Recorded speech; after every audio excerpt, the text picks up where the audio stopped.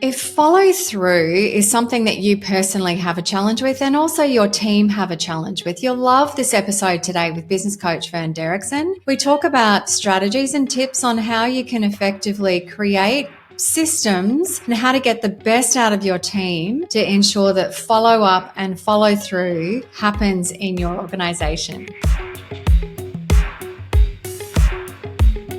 And tell us, why business coaching for you? Michelle, I've always been involved with developing people and developing teams and seeing them thrive in their business context. And when I had an opportunity to look at doing something for myself, my wife actually said to me, she said, well, you've done this all your life, wherever you've worked, in whichever position. Why not try and make a living for it? And so about 2 years ago, I started as an independent coach and just absolutely loved it. What do you love about it? I think there are a couple of moments that I look for in people's journeys. The first one is that moment of clarity that hits when something connects in their minds, and it's like a spark that happens in their eyes, and you can see the gears going in their heads, and they actually start to figure out what exactly it is that is required for them to move forward and achieve what they want to achieve. I love that moment. Because when that moment happens, it means that change is on its way. And it's interesting because you've mentioned that spark happens for them. It's not actually about, sometimes it's about education, but it's actually helping people have that discovery themselves, which is coaching, isn't it? Yeah, exactly. Yeah. So from all of your years of experience that you bring to the table to help business owners, what do you find is the biggest challenge that businesses face today? I think part of the world that we live in is a world of excitement. We want to see things happen. So everybody is so intent on implementing things, getting things going, this marketing strategy, that sales strategy, getting the right people on board. But often there's a lack with follow through and follow up. And so they've got these amazing systems that they put in place sometimes, but then they leave the system to run itself rather than making sure that the system is followed, implemented, and seen through. And the same with targets and expectations is we set people up for a success, we hope, we think, but often the drawback in what causes people to not see that success or breakthrough is the follow-up. Is they don't check in with their team or check in with the systems regularly throughout the process to completion. And then when the results come, they're surprised that the results not what they expected or planned or foresaw. And so I think that is a massive gap in many businesses is they tell people what to do. They tell them how to do that, but they don't check that they're actually doing it the way that they had hoped or said through their system. And so I think that's one of the benefits of having a coach is, okay, you said you're going to do this. You said you're going to implement. You said you're going to follow a system. Have you actually empowered and supported your team throughout the whole process? I really love what you've said. I think this is going to be an amazing episode. Follow up and follow through. Okay, so you've really hit a really good point there, because we do a lot of planning, we have a lot of strategies in business, and it is often that, is it a set and forget? And then what is the ideal follow-up that a business could put in place to ensure that strategies do come to life and are successful? I think it depends on obviously what the project is that the team is involved in, the time pressures and factors that are involved. But I think regular check-ins in your normal cadence with your meetings are important. I think that's also one of the things that I've noticed is, so people have the meetings, but when they ask the team to give feedback, they kind of like get pat answers. Okay, we've done a tick box exercise, but they don't get behind what is behind the answer. And so they don't get to where the reality is of the project and where the team member is at, whether they're sinking and drowning or they're actually swimming and moving forward. And so I think regular check-ins is important with pointed questions that gets to the heart of where the team and the project is at. Can you give us an example of what that would look like? Yeah, I think so. If you're, for instance, sitting around the table or whichever format you choose to have your weekly or bi-weekly meetings is, often people will have an agenda for the meeting and everybody knows the agenda and they know their time is coming up. To be aware of body language, be aware of what's going on around the table when you're asking the poignant questions. And then when people engage with you, when you get to their turn, are they giving you the answer to the question you asked? And if they don't, you can ask a follow-up question like, what do you mean? Or what did you achieve in the last week with that task? Can you be a little bit more specific? So rather than just gloss over the answer, is get to where the person is really at in the process. So as an example might be, say, a sales manager might have some responsibility around, KPIs in place for sales results. And the question from the business owner might be, we haven't hit target, why not? Is that a good example? Yes, I think it sometimes doesn't even get to that point. Sometimes it's just like, did you do the follow-up calls? Yes, I did the follow-up calls. Did you speak to so-and-so? Yes, I spoke to so-and-so. But the question is, it's not followed up with, well, what did they say? Did you get the sale? And if not, why not? I think that's a great example for us as coaches, as we get coached ourselves. And our coaches do exactly that. They follow the system and they don't let us go. They don't let us get away with it, And I think often as business owners, we let our team get away with a lack of performance or underperformance, maybe even a bit of laziness, because we don't want to deal with the fallout from getting the answer that we know is sitting on the other side of the room from us. Yeah, I mean, I've been guilty of that in the past, 100%. And is it the lack of fallout from the answer that you think you're going to receive, or is it also the fear of confrontation sometimes? Yeah, again, I think that's why I love the fact that we use tools like DISC in our arsenal of tools in our toolkit. It depends what the person is like, how they approach life, how they approach their business, how they're wired. Some people like myself would be a little bit more, forceful or front-footed in things. So I like to hit things head on. So I don't have a problem when I get challenged on something, unless it's a bit sensitive. But a lot of people don't like confrontation, and maybe they also don't like accountability because it means change is required. So you mentioned DISC, and most people would be familiar with the DISC profiling tool. Can you just give our listeners a bit of a summary as to what DISC is, please, Vern? Yeah, so DISC is a tool that we use to try and identify how a person would respond in circumstances, in situations, whether they are a high D, in other words, a little bit of an overperformer in some instances. Often people who start businesses are high Ds. They're very, very results orientated, and so want to make sure that things happen quickly and are moving all the time. They don't have a lot of time for details. And then I'm a high I. I'm a very high I. So I'm people. And the more people I can talk to, the more people I can engage with, the more stories I can tell, like you can hear to every question that you ask me, the happier I am. Then you get an S type of person that's a little bit more stable in their approach, a little bit more measured in their approach. They're still people orientated, but they do tend to take a little bit more time in processing decisions, making sure that they make the right decision, a good decision. They'll maybe do a bit more research when they buy a car, for instance, or hire people. And then you get the high C, and the high C is very task oriented. Very, very often they are accountants, they're not task like facts and figures orientated. The more details you can give them, the better. And so when we are able to identify how a person is wired, what their personality is like, how they respond to things, we can better lead them and better manage them to help them achieve the success that they want to see in their lives.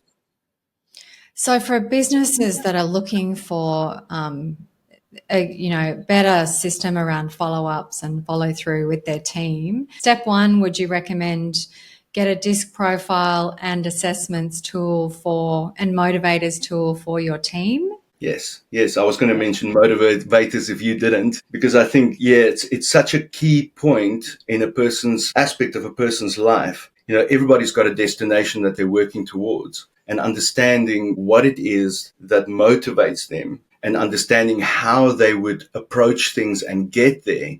It's just an incredible tool that we have to build the kind of team that moves our business forward in the direction we want. And the converse is true as well. Is if we just hire the same personality type and the same as us as well, often there's conflict that takes place. And in moments of those meetings, you will find that people bump heads more often than not. And the point of the meeting is never achieved because people will leave frustrated or irritated. But by employing a tool such as disc assessment with motivators, we can actually focus on what's required in a way that is constructive for everyone, not just the business owner. Yeah, it's motivators. I've been familiar with DISC for many, many years, as I'm sure many have. But until I had joined Action Coach, I'd never really understood that there was this extra additional report around the motivators, which is almost just as powerful, if not more powerful, isn't it, than the DISC profile itself? Yeah. Yeah, interesting. It's got to do with vision. Part of our part of our responsibility as business owners is to envision our people.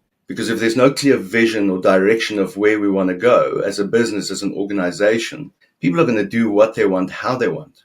But when we're able to point their focus, point their attention, focus their energies, then we move the business rather than try and corral a bunch of crazy sheep that's just going in their own directions. Okay, you talked about vision, which is important, and then understanding your people, using a profiling tool like DISC and assessments, motivators. What's another tool that managers or leaders, business owners can use to help that follow through for their team? I think clear roles and responsibilities is for your team members to know what it is that they're supposed to do and at what level of responsibility do they have to complete them by. Are they the person that makes the call as to whether they do X, Y, or Z, or do they have to get approval for everything? So, part of often where the bottleneck sits is if the owner is the person that makes all the decisions and they disempower their team,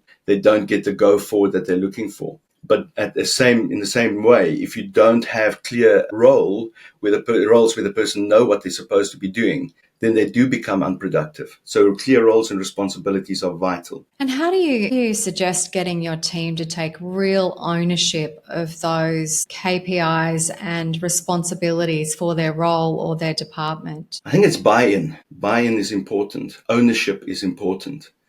In the past, we used to have what they call a command and control structure. We command people what to do and then we control their actions. Whereas now it's a different world that we live in and people need to be inspired. People need to be encouraged. But, if it's just an external motivator, an external guidance or inspiration, people will only go so far. But when people adopt the vision, they take on board the values, then they've got that internal motivator that drives them rather than being pulled along. And so I think it's to have a clear vision, to have a clear mission, to have a clear set of values that you want to work with and around. And someone once said that vision leaks, values leak, and everybody's got a vision and value bucket with a hole in the bottom. And so you meet together, you put your bucket down, and then the business owner goes and they pour all this vision and values and encouragement in. But as soon as they pick the bucket up, it starts leaking. And so we need to make sure that people are constantly envisioned and encouraged, but also give that feedback of how they are doing in the process. Otherwise, you keep going around the mountain, you keep going around in circles, feeling like you're endlessly just repeating yourself. So inspiration and vision, often you see there's vision statements on a business's website, but truly living and embodying a vision in an organization is actually not that easy to implement. So what are some suggestions that you've got to help business owners kind of really implement that kind of culture in an organization so everyone is aligned with that vision? As somebody who's always up until recently followed somebody else's vision, I've had to wrestle intentionally with whether or not I believe what I'm doing, whether I believe in what we're doing and the tools that we're doing. I used to be in sales, and I always said, I cannot sell something that I don't believe can't deliver what we say it delivers, because I'm the one that's client facing. I'm the one that's selling it to the client, and they're going to come back to me if it doesn't work.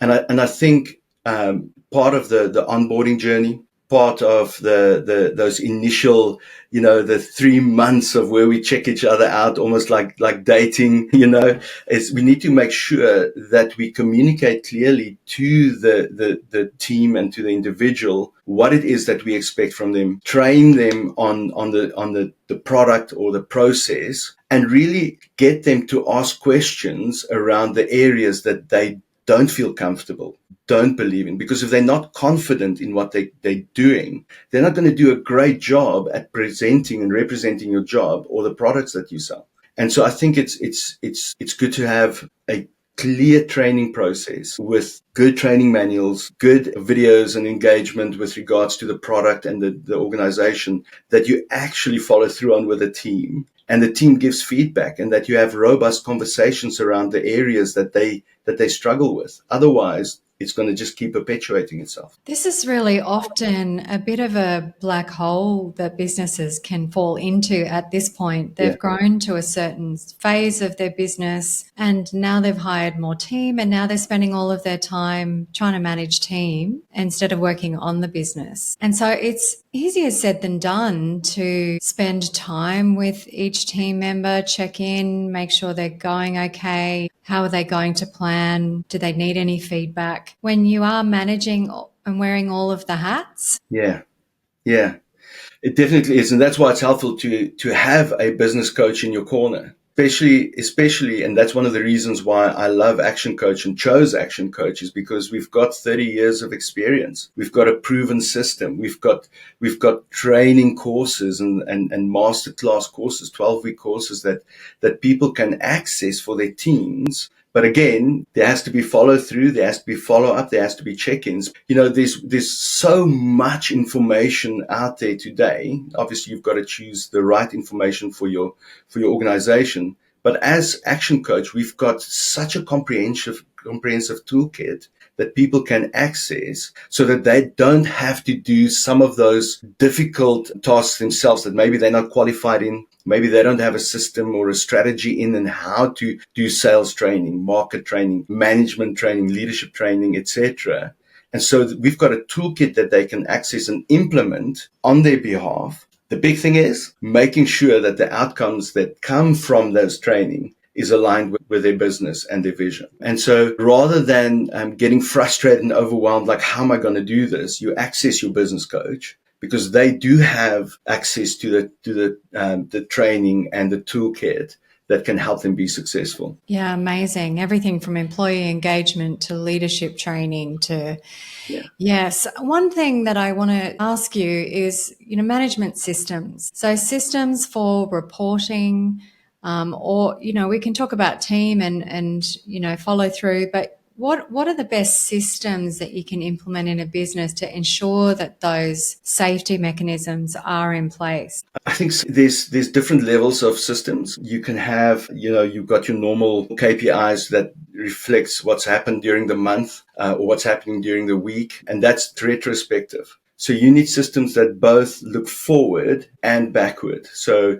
your daily huddles or stand-ups, or what triangles, what some industries call them, it's a system that you implement at the beginning of your day to help focus your team and put into place what you want to achieve that day. And then often there's post huddles or post day meetings where people get together and they follow up on how the day happened. Because if you only have monthly, quarterly, or annual check-ins or systems where you follow up with how your team performed and if they achieved the KPIs, it's too late. You need to catch some of whatever is getting done in the business when it happens. And so there's a daily aspect where you need to check in and check up. And then you've got your weekly meetings or bi-weekly meetings. You can have automated systems. There's a lot of CRM and CMS systems out there that include aspects where the reporting happens on a daily and weekly basis. Again, that can become quite tedious depending on the business that you are in. When you get hundreds of emails a day with hundreds of actions every day, you can't report on everything. So you have to be wise as well, that you don't cause overwhelm with your systems. You're in charge of your KPIs. You're in charge of your systems. I love what Brad Sugar says.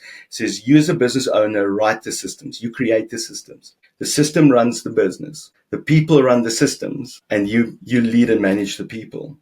And so it's making sure that each of those components fit in the area of your business that they need to for maximum efficiency and effectiveness. And I think sometimes the reporting component is really not just for the direct report or for the business owner, but also for the person themselves. The fact they're focusing on, no, that's something that I learnt over the years. It's actually reporting, me having the eyes on the report. I can see myself where I need to pivot before I even need to report to a board. You can see where the gaps are. So the benefits actually also for the team for them doing reporting in terms of management systems. 100%. 100%. One thing we haven't talked about is actually the follow through for the business owner. So CEOs, business owners, follow through for them. It's so easy to get stuck in the daily grind, whack-a-mole, fixing all of the things in your business. Follow through for business owners and accountability to focus on the right things. What's some suggestions do you have for business owners on that? I think Apart from get a coach. Apart from get a coach, I think one of the things is write it down. Write it down. Have diary, have a place on your wall that you often look at and you can see what needs to happen. You can see what targets you've set for yourself and check in throughout the day that you have actually achieved what you wanted to achieve for that section. Having a default diary where you allocate the right time for the right task, making sure that you deal with the important tasks first, I think the other thing also is being honest with yourself. We all like to do the tasks we like to do, and we all hate to do the tasks that we hate to do, Being honest with ourselves in creating, because I've been through that process, myself, where, I know I've got it all year. I know what I want to achieve. And then I get to the end of the day and I'm like, I didn't achieve half the things. Well, it's because I didn't take the time to write it down. And often we believe this lie that I don't have the time to do what is important. And it just takes 5 to 10 minutes at the end of the day to write down your list for the next day. And then it takes, just a moment of checking in throughout the day to make sure that you have actually ticked off the tasks that is required. And sometimes you've got to pivot during the day because things come across our desk that is urgent and needs attention right now. But that's where it's so important that we know where we're going, have also the steps to know from a high level what it will take to get us there, and then become more granular in our daily approach and ask ourselves, is this task going to take me to that goal for today, for this week, for this month, for this year? I've also gone through different formats, whether it's digital or on pen and paper, and you've got to find the strategy that works for you and then stick to it. Yeah, I know. Scheduling tasks for me in my calendar is so important. They just don't get done if I haven't scheduled them.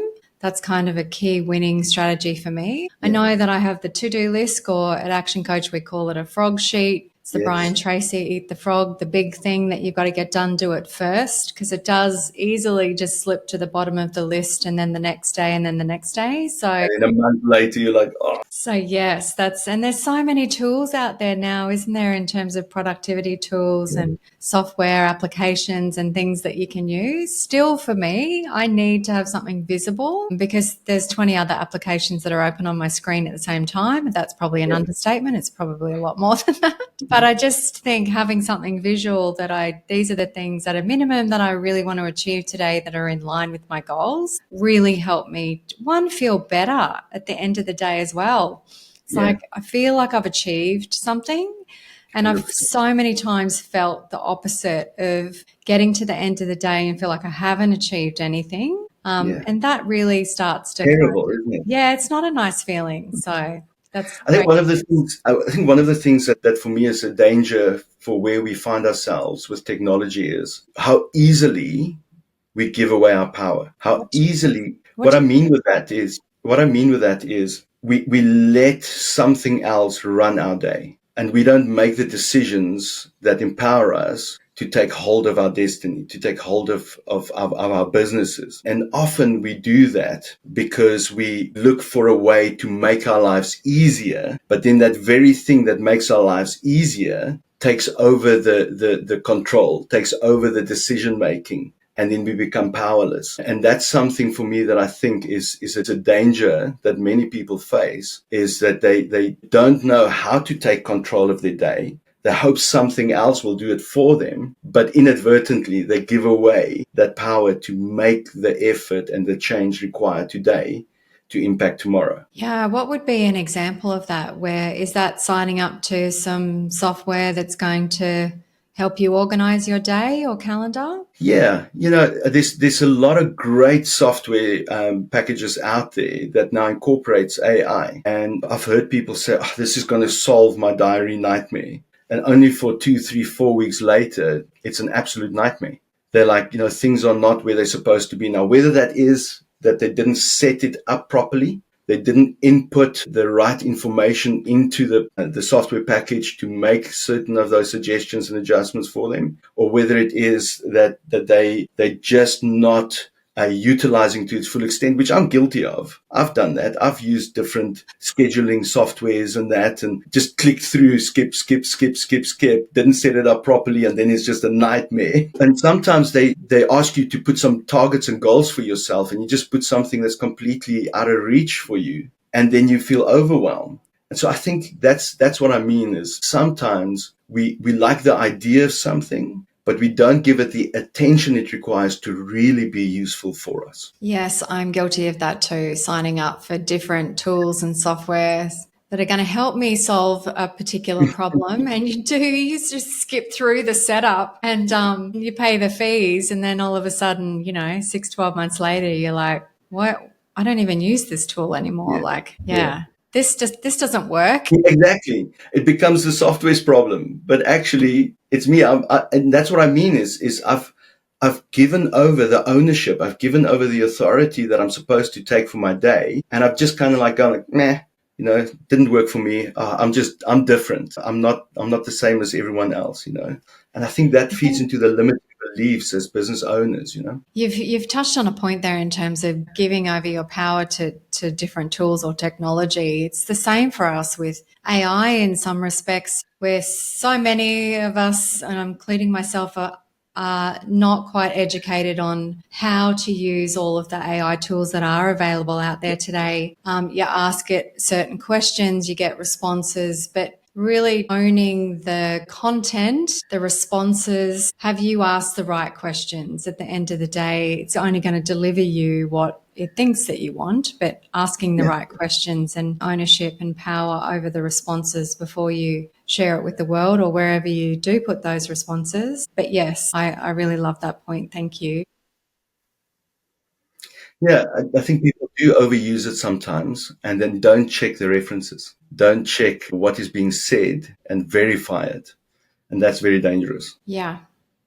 So in a digital world today, when it comes to leadership and running teams, how important is getting together face to face where possible, spending time with our team? I mean, I run a team, virtual team. So, we are kind of meeting to meeting, less time connecting, it feels. Yes. Yeah. What's some suggestions you've got around how we can improve that connection within our team? Obviously you've got a massive challenge in the area that you cover as a master licensee, and that has got some real physical constraints as to how often you could meet. But I think it comes down to what you value and what's important to you as a business, and creating those connection points, whether it is quarterly meetings, monthly meetings, whether it is leveraging targets so that the whole company can go away. One of my clients put a sales target together for his team, both those who deliver the service and those who is in the office staff and the support staff, and said, if we hit this target, we're going to go away to France for a weekend, all expenses paid. That is both a gathering strategy and a reward strategy and a connection strategy. And so in a world where you literally can employ anyone, anywhere, I think you need to look at ways that you can leverage moments of connection better. And that's going to require that we as business owners become more intentional with our planning, with our strategies. If we're not able to harness that moment to help people connect, then we bring people in to do that for us. We get people in that are great at building rapport with people in an audience and doing activities together, because your business only grows as much as you do. Your business only improves as much as you do. And someone once says, what you tolerate, you celebrate. If you tolerate separation, inadvertently, you're celebrating that. But if you come and create celebration around something, you replicate. And so when you replicate celebrating connection and being together and leveraging towards that, it actually becomes a massive momentum building moment in your business. That's a great one to finish on. Thank you, Vern. So 3 questions for you. Best piece of business or advice that you've received? I think one of the things is, is to treat people with integrity, respect your team for who they are. Because when you treat people with integrity and you respect them, then they will go with you wherever you want to go. A favorite mentor or coach for you throughout your career? It was back in South Africa. It was a gentleman named Bruce, and he really saw me for who I was, flaws and all. And he wasn't put off by my flaws, and he had the ability to help me deal with those effectively so that I can become a better version of myself. And best book that you would recommend? The title has now slipped my mind. It's actually one that I'm busy reading at the moment. Here we go. Sorry about that. Audible. Words That Change Minds. Words That Change Minds. Words That Change Minds. Yeah, Words That Change Minds. It's incredible. It talks about language and behavior, and how we can identify by the language people use and the behavior that they express, how they're wired, the lenses through which they view the world, so that we can better impact and support them. Vern Dercksen, thank you for the learnings today. Thank you for the opportunity, Michelle. I loved it. And I hope that whoever watches this enjoys it and gets something from it. Shell Adams, your host here. Hats off to you for committing to your learning by listening to this podcast. And if you'd like some help implementing some of these strategies, then click the link in the description to find your local action coach. They can help you put these strategies into action and take your business and your life to the next level. In the meantime, like and subscribe so that you're the first to get our next episode. We'll see you soon.